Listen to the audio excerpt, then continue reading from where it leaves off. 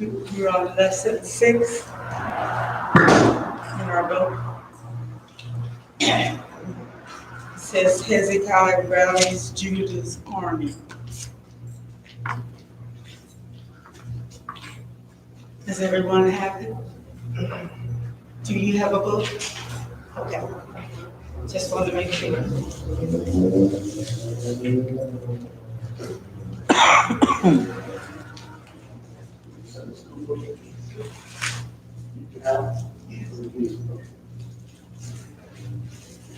Okay, we're going to start. Let's each read one verse in the lesson. 2 Corinthians 32:1. After these things and the establishment thereof, I can say that word. Pastor? No, no. First. Do you know how to pronounce that name? Sennacherib? Sennacherib?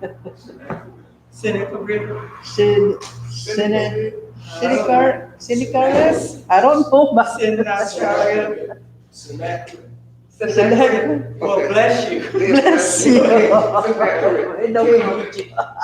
Assyria came and entered into Judah and encamped against the fenced cities and threw the wind them for himself.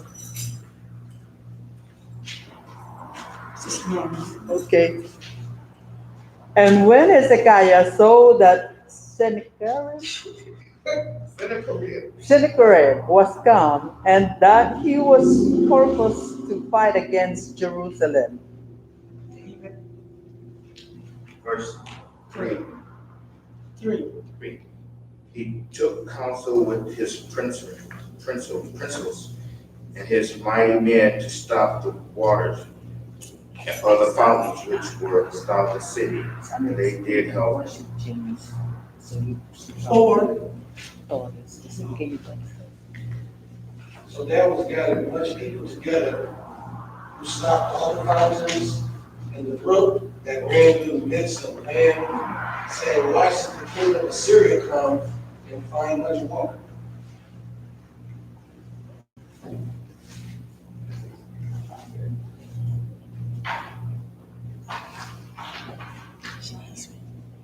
Also, he strengthened himself and built up all the walls that was broken and raised it up in towers and every wall without. Where are you reading from? Is it 5? 5. You say 5. Okay.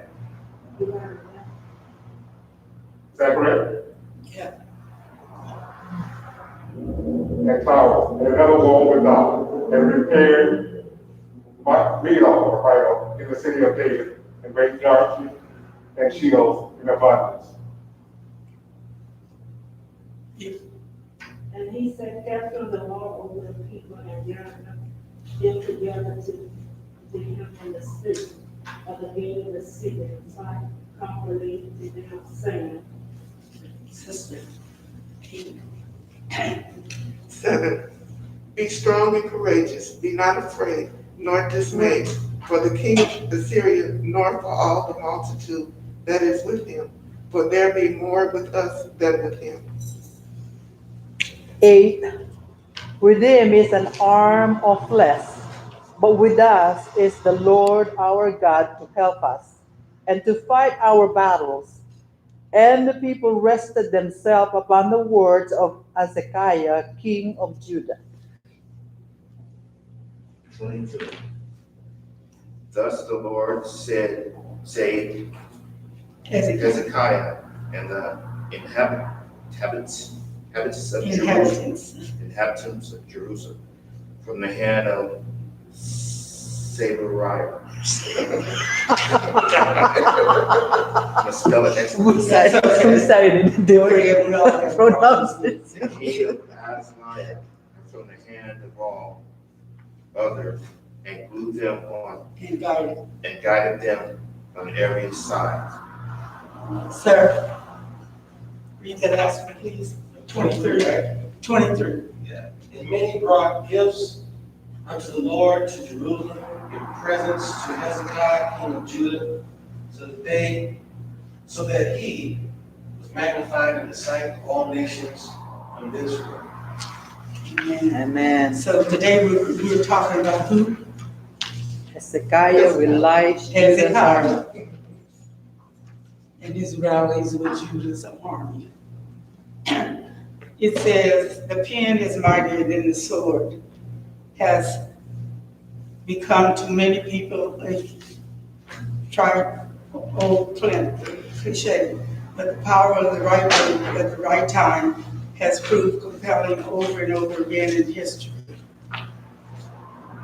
In ancient Judah, King Hezekiah and his people faced perhaps an even more daunting threat. He too rallied his people with words. Hezekiah had one advantage. However, his words appealed to and were backed by the power of God. From Abijah, we jump ahead in time to another of Judah's king, Hezekiah, who is characterized in both Kings and Chronicles as one of the godliest and most faithful rulers since David. Only Josiah, who reigned later, is credited with a more unblemished record. Hezekiah had some failings, but they do not appear in this week's text or impinge on its concern. The nation of Judah had fallen on Hezekiah's father, Ahaz. Hezekiah spent the first 14 years after Ahaz's death conducting a massive reform of Judah's spiritual life. He repaired the temple, destroyed pagan altars and high places, restored the palaces which had been neglected, and refurbished the temple and its workings.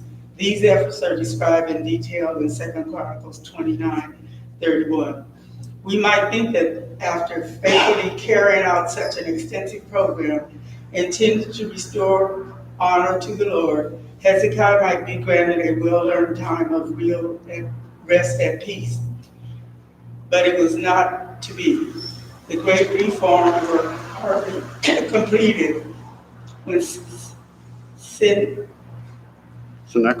Is that Sennacherib, Sennacherib. the king of Assyria, invaded Judah. He laid claim to all the smaller fortress cities, intended to break their defense and take them for himself. An Assyrian invasion should not have been a great surprise to Hezekiah during his 14th year, his fourth year as king. He had watched on the sidelines as Sennacherib's grandfather, Shalmaneser. laid waste to the northern kingdom of Israel and eventually carted off the population to permanent exile. Assyria was the most feared power of a time, or of any time. Their extreme cruelty and overwhelming power were impossible to ignore. Now in Hezekiah's 14th year, they were back.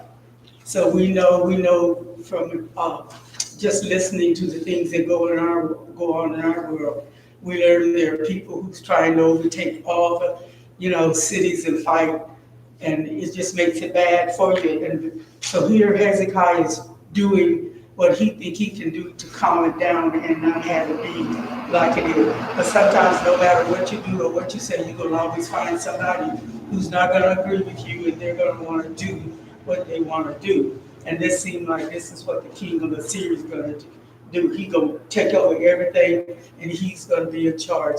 We have people like that today. If they can't be in charge, then they're not gonna be nothing. So they end up killing people to move them out of the way to be able to do the things that they want to do. Let's say for Hezekiah, it was bad enough to see the other fortified cities of Judah fall into the Assyrian king's grip. He soon realized, however, that even Jerusalem was not safe. That Sennacherib. thank you, intended to extend his conquest to the capital as well. The account in 2 Kings 18 adds the detail that Hezekiah initially tried to buy off Sennacherib. with a massive tribute, even to the extent of stripping the gold off the doors of the temple. The Assyrian king soon sent a massive army to the gates of Jerusalem to lay siege to the city. His messenger's accusation that Hezekiah was now rebelling against Sennacherib.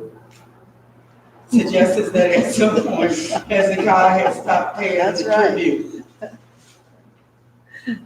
The Second Chronicles account omits the issue of paying tribute, concentrating rather on Hezekiah's defensive preparation. In 32:3, we are told that he met with his officials and military advisors and made plans to cut off the waters of the fountains outside the city. This is a reference to springs located just outside the city whose flow could be blocked or redirected. So here they are, I guess they're getting ready to go to war, and so they're gonna fix these things. You try to move the things out of the person's way that you think they're coming after, because you don't want them to have it. And so that's what we're trying to do here.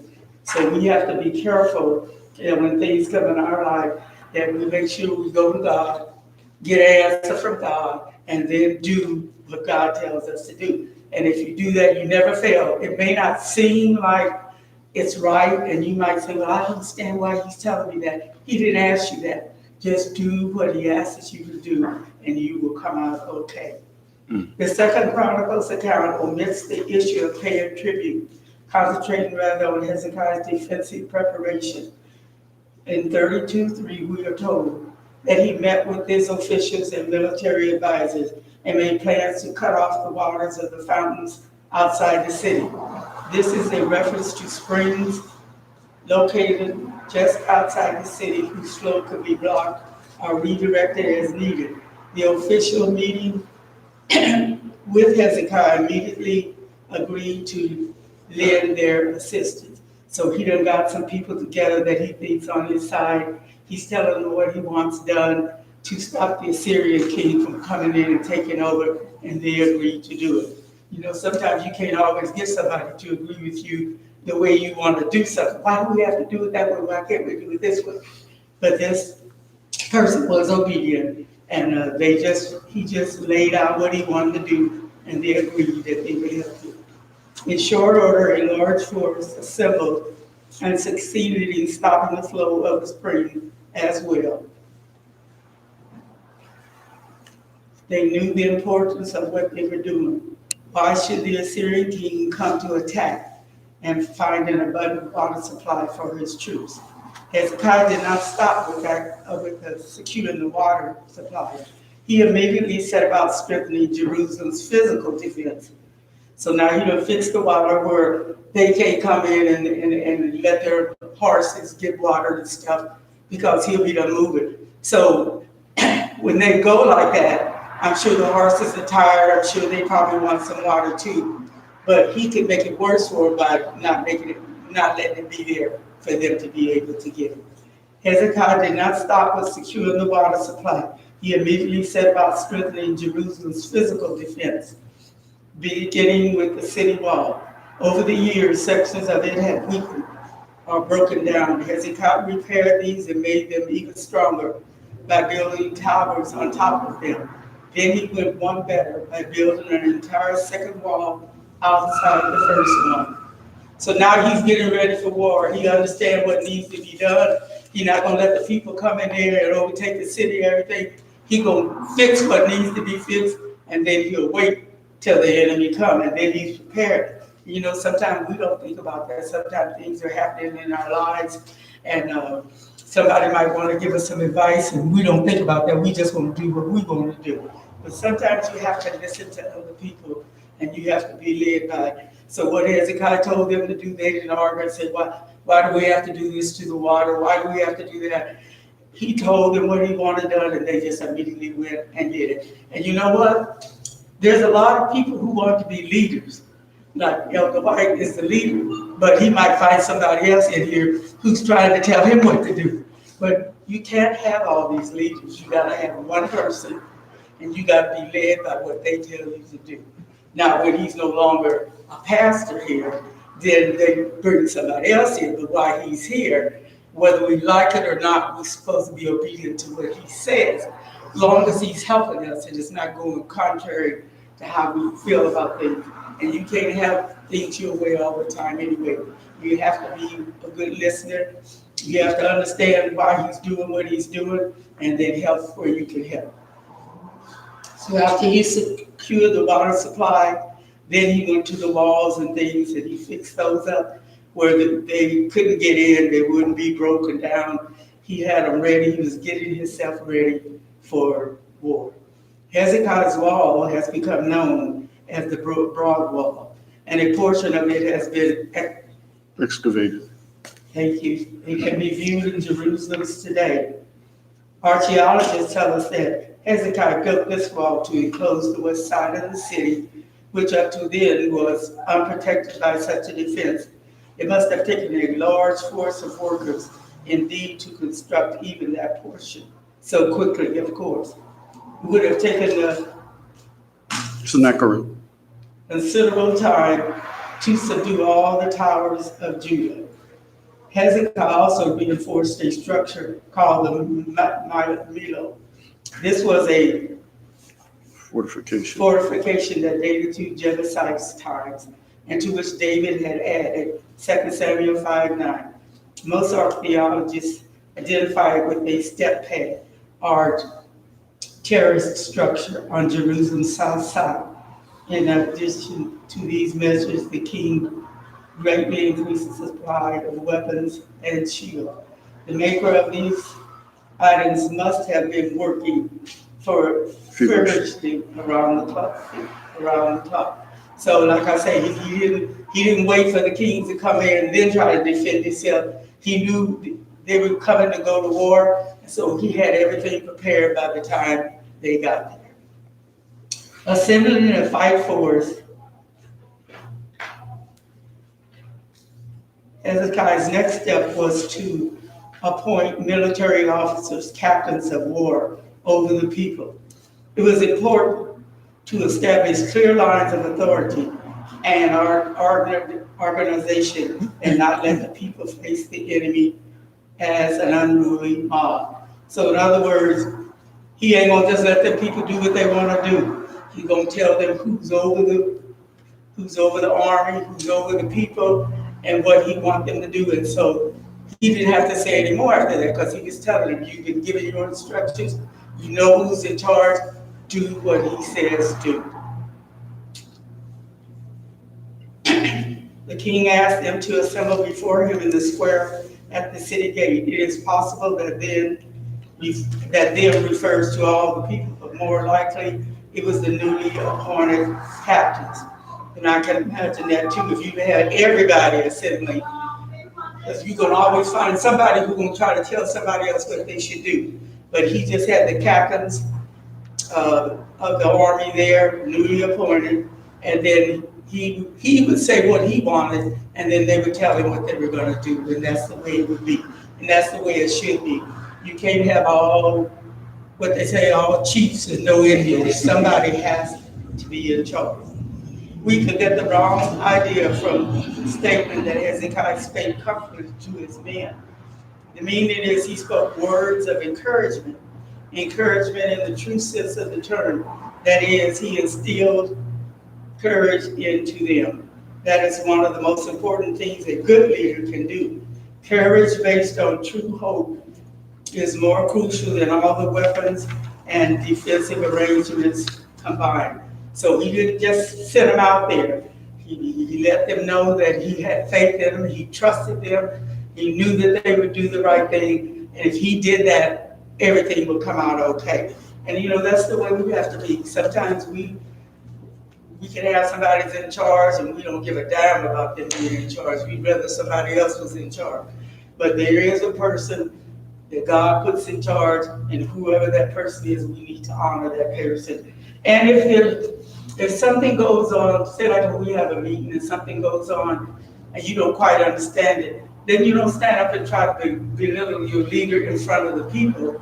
You just, when church is over with, just go to him and say, when you were speaking, you said such and such a thing and I didn't understand it. Could you please tell me what you meant by that? He'll respect you more that way than if the people get it. What do you mean so and so? No, we can't do that. So as the Lord once exhorted Joshua, Hezekiah urged his men to be strong and courageous. There was no need to fear or be cowed by the Assyrian king or by the vast army he had behind him. Why? The king offered one reason only, but it was decisive, as vast as, Sennacherib's. thank you, Henri looked, after greater power was present with the men of Judah. In case his officials failed to grasp his point, Hezekiah spelled it out. The Assyrian king had only an arm of flesh at his disposal. He had a great army, but they were only men. It really did not matter how many of them there were, for Hezekiah and his men had the Lord, their God, with them. He would not only help them, but also fight their battle for them. So he didn't just think because he was in charge, he'd run everything. He got in with them. And sometimes when you have people get in that you know may not have to do it, they get in there and they do it and it makes you think more of them. Pastor White did such and such a thing, and I didn't expect him to do that with us, but he shows how much he cares and how much he wants to be a part of things. And so there's a lot of things he might do that we don't understand it, but he's doing it for our good. And then you got some people who are in charge who will tell you what to do, and they'll sit back and let you do it. You may not have enough people to help you do it, but they ain't gonna help you because I'm the pastor or I'm in charge and this and that. So we have to know how to handle things, how to treat people. And when I'm saying that too, I want you to think about God too, because everything God did, he did for us. He didn't think that he didn't do for some and well you do this or you talk and this and that, so I'm not gonna have any dealings with you. No, he doesn't do that. He lets you know about the things that he do, that he loves you, and he want to be. And I thought about this when I read of Hezekiah. Hezekiah is the same way. He didn't try to throw stuff on people or anything. He gave them orders, and then we notice he gets in with them and he works with them. And so when we do stuff like that, we can be blessed. The last two verses of our text summarize the victory of the Lord that the Lord gave his people. But it is helpful to briskly survey the particulars of what happened in between. Sennacherib. Okay. Who was still besieging the city of Lachish, must have gotten wind of Hezekiah's moral-boosting speech, for he said a mocking reply intended to vaporize the newly instilled fortitude. In doing so, he struck at the heart of Hezekiah's message. See, just what I said. When he found out what Hezekiah was going to do, he sent a nasty message to him. You know, and we just can't do that. Let people do what they think they can do, and if it come out okay, fine. If it doesn't, but he gonna sit. In other words, he gonna add more fuel to the fire, so that the people will get mad at him. And I guess when they do come in there and go to war, they'll be fighting with everything they have to fight with. But Hezekiah said, "No, don't do that." Second, Sennacherib. took direct aim at Hezekiah's assurance that the Lord would fight for Judah. He derided the notion, basing his own confidence on the fact that no nation's God had stopped him. Why should the people of Judah think their God would do any better? Of course, this was an enemy boast, since Isaiah's God was the one true God. He labeled Hezekiah's words of encouragement as a desperate attempt at the deception that no one should listen to. It would lead them only to worse ruin. Sennacherib. Repeated his brash claim. No God had ever rescued anyone from him or from his ancestors. And that was not about to change. There followed a concept campaign by his officials and messengers to heap scorns on the very name of the Lord and his power. It was an unremittingly propaganda campaign calculated to strike fear and doubt into the population of Jerusalem. at the Sennacheribs. messenger even made sure they got the message in their own language, speaking to them in Hebrew.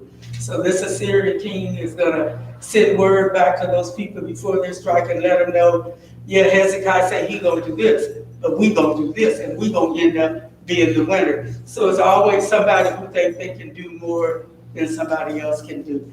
But Hezekiah didn't worry about it because who did he trust in? God. He trusted in God.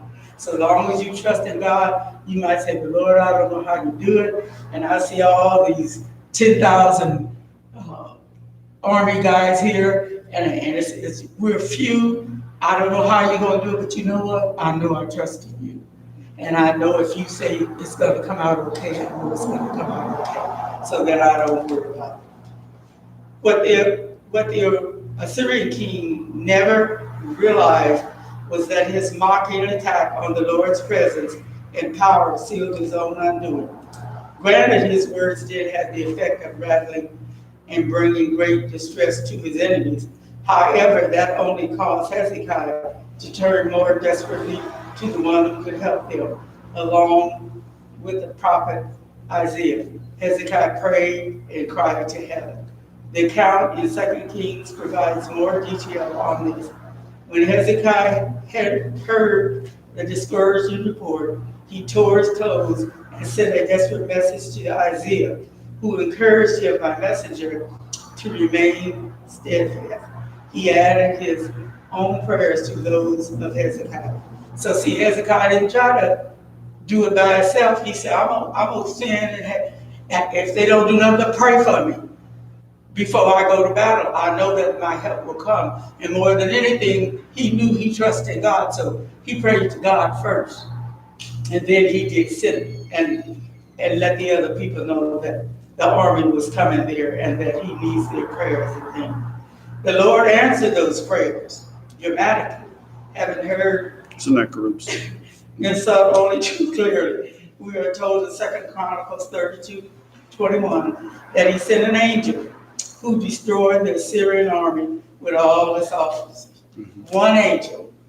And here we are fighting with 50,000 and they're trying to do it. He sent one angel to do what he wanted to do.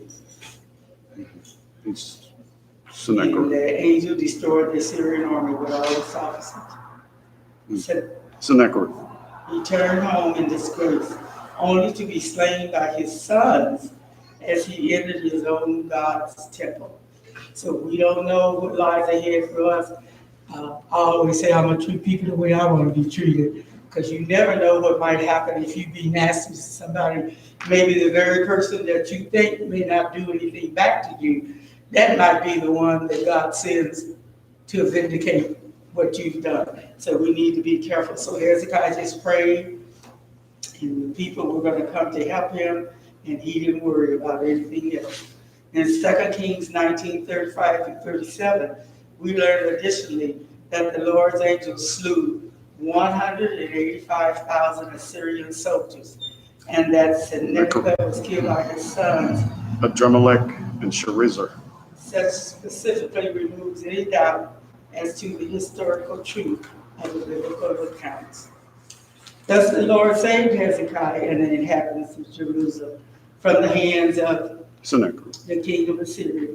The Assyrian king found out too late that there was one crucial difference between all the pagan gods that had failed to resist him and the God of Judah. Those pagan gods were all man-made, with no more power than a block of wood or stone. When he dared to taunt Judah's God, however, that was pitted himself against the Lord of heaven and earth, who possessed all power. The Lord therefore rescued Hezekiah and the people of Judah from Sennacherib. Sennacherib. Sennacherib. Okay, just as their king had assumed them, he would. As it turned out, he found that he fought their battle for them entirely on his own, requiring no assistance from them whatsoever. The defensive preparations and amassing of weapons were not really needed. even though it was not at all wrong to undertake such readiness. It demonstrated at least that they were not giving up. The Lord simultaneously rescued them from the hand of all others, that is, from any other threat that might have arisen. That he guided them means he took care of them or gave them rest. So Jerusalem and all Judea had peace on every side. So God fixed it. He told them what to do. Hezekiah did it. They went to war, but they ended up with perfect peace because they did it like God said do it. And we have to do that sometimes too. We don't understand things. I remember when I was a kid coming up, there were 5 of us. And my mom and daddy would tell my brothers and sisters to do something. And I ain't gonna do that. And they whoop them and they still wouldn't do it. But I was always scared. So whatever he said do, I did it. I didn't question it. I didn't ask them or anything. And then they turned around and said, well, why you never gonna whoop doors? Because she knows how to act. She knows what to do. So we have to do that. You know, sometimes maybe God might put something in our mind and we may not understand what it is. And so then we say, Lord, I heard what you said, but I don't understand what you're telling me to do. Could you please make it plain? That's all you have to do. But you don't turn around and tell them because maybe you don't understand it or what the assignment he give you, you don't want to do it. So you tell them, I'm not going to do it. You get somebody else to do it. Then you just got in trouble. So we need to learn to do what we're told to do like we're told to do. So he took care of them or gave them the rest. So Jerusalem and all Judea had peace on every side. The sudden destruction of 185,000 enemy soldiers does not go unnoticed by surrounding nations. An obvious result of Jerusalem's dramatic deliverance was a boost in the city's prestige, especially for the Lord and for Hezekiah. Many of the neighboring peoples brought gifts to both the Lord and the king. Hezekiah's reputation in the region remained on an elevated status from that time forward. Hezekiah's experience provides a vital illustration of the principle taught by our Lord. Whosoever exalted himself shall be abased, and he that humbled himself shall be exalted. So what they're saying is, if you get the big heads and think you better than somebody else, you're going to get put down. But if you keep yourself humble and do it, and I know there are a lot of people, because I've been around them, they'd be asked to do something, turn to me and say, I ain't going to do that. I don't want to do that. Why can't I do this? Because they want to do what's going to put them in the limelight where everybody can see it, but if it's behind the scene thing, then they don't want to do it. And God is telling us don't be that way. So when the king and his city were faced with their greatest threats, he did not rally his people around himself. He rallied them to trust in the only one who could save them. And the Lord proved himself fully able and faithful to do just that. Not many of us will ever face an army bent on destroying everything we hold dear. If Hezekiah could stand up to such a threat with courage and faith in the Lord's protection, can we not trust him to fight for us in the relatively small things we face? So the lesson today is letting us know just to trust God, do what he said do, and then you'll be okay.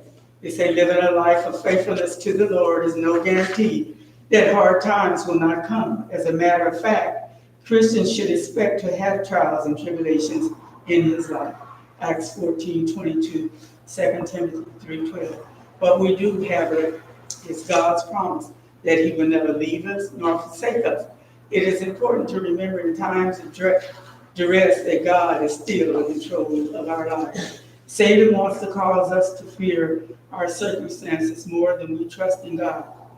Fear prevents us from accomplishing God's command. In this week's lesson, we will look at a man who was put in a frightening predicament, but turned to the Lord in faith. And there is much for the contemporary Christian to learn from the historical account we are studying in this lesson. God is just as able to care for his children today as he was in ancient times. He has not changed.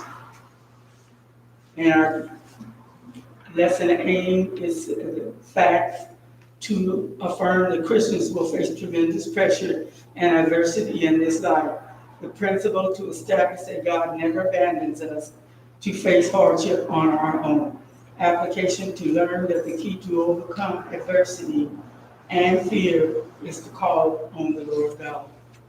Hezekiah, king of Judah, was a godly man and one of the most devout kings in Judah's history. He reversed the adulterous practice of his father Ahaz, who was one of the most wicked kings Judah had ever known. He cleansed the temple and restored proper worship there, reinstituted the Passover, celebrated in Jerusalem, and then organized the priesthood.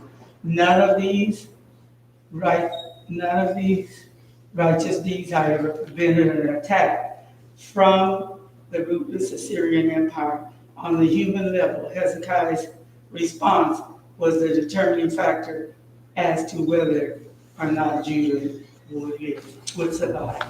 So you just have to put all your trust in God, do what he says do, and if you do that, then you'll be blessed. And we may not always understand why he's saying do it that way, but we know that God will make it come out okay. Anyone want to say anything on the lesson?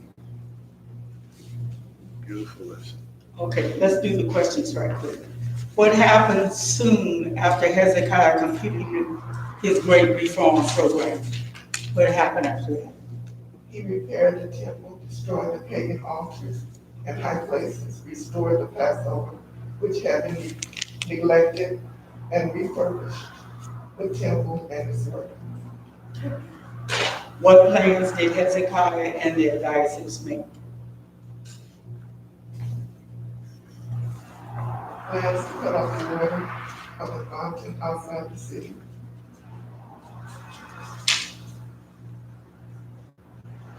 How did he strengthen Jerusalem's physical defense? What did he do?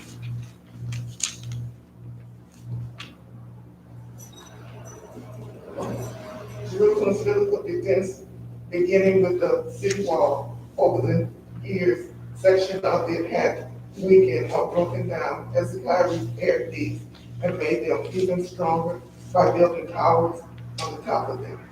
Okay. What was the minor? L-L-O. Structure building defense. Why did Hezekiah appoint captains of war over his people?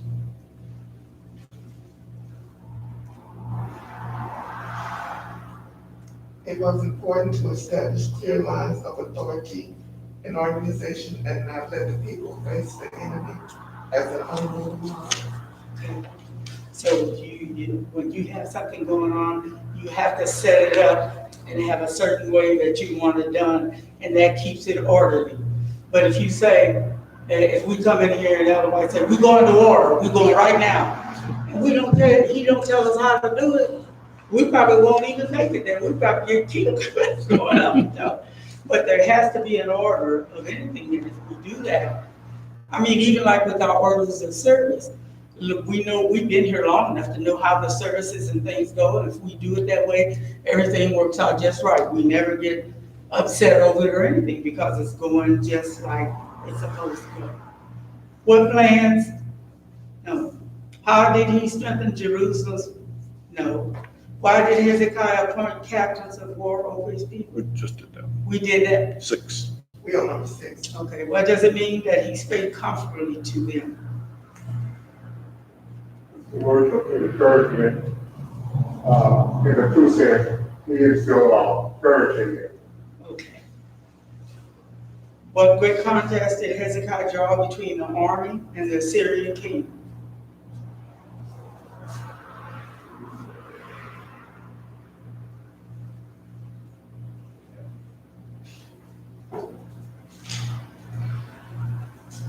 What was the contrast?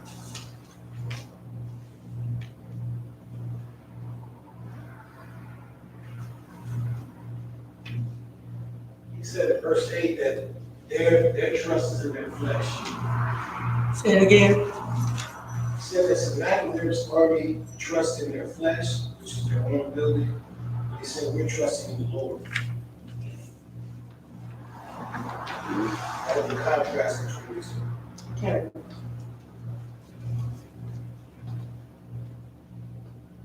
What made Sennacherib.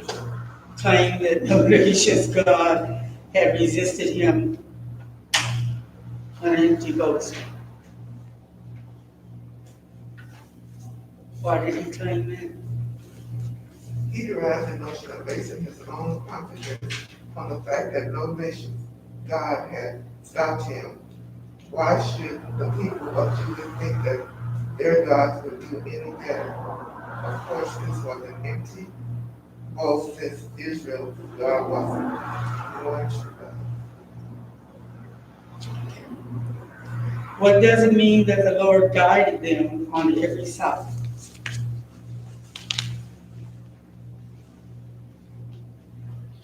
It means he took care of them and gave them rest. So he didn't just send them out to war and go sit back in his fancy mansion or whatever it was. After he told them what he wanted them to do, he got in with them. I guess he said, if they die, I'm gonna die with them. I ain't gonna leave them out there by himself.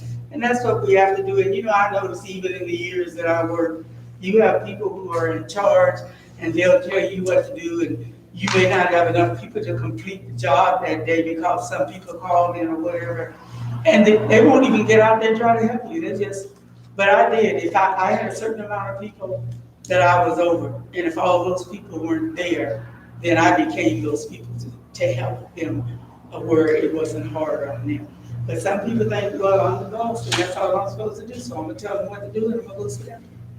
But we can't do that. We have to be a help. And that's one lesson that I've always learned. God is here to help us. And make it plain to us. And if we do what he says, like he says, it comes out okay. How did neighboring people respond to Jerusalem's deliverance? They brought gifts to both the Lord and the king. Yeah. He did right by them, and they showed their appreciation by what they had did. Okay, I'm gonna take the offering. Take up our church offering, Sunday school offering. But I was going to address my offerings going on because they're still online.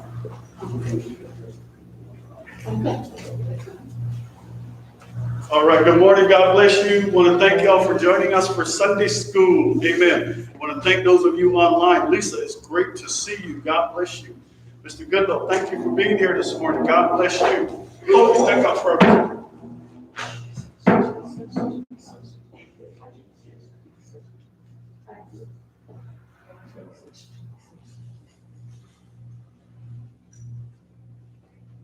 My shoes. My desk.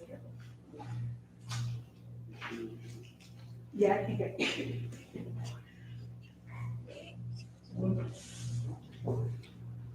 Okay, thank you. Okay. All right, praise the Lord, praise the Lord. Excuse me, we had a little incident there. God bless you. We love you. We thank you for being here this morning again. Please come back. We'll be back in about 11:15 to 11:30 our time. And we, at that time, will be doing our sermon. God bless you. Thank you for being with us. What is the sermon today? Please wait.